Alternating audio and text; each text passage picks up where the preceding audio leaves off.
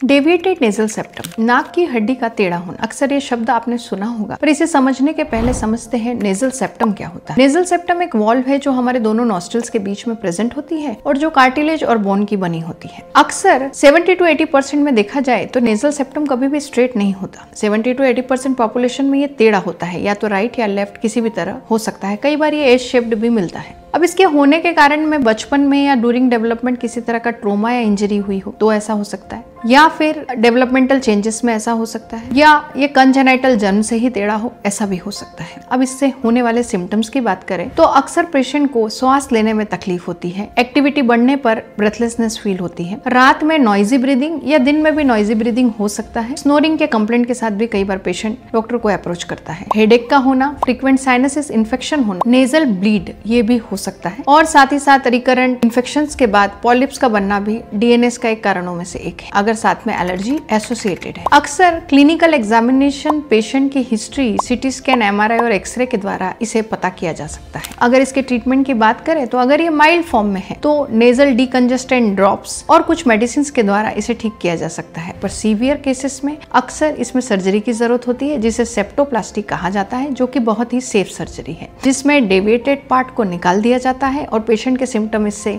99% to 100% relieve हो जाते हैं।